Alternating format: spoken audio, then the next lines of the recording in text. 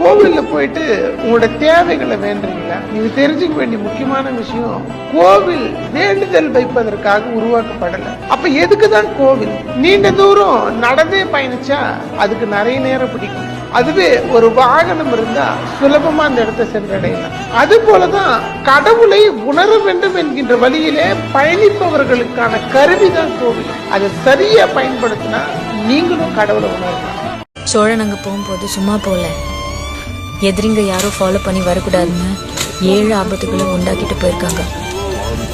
ஐ மீன்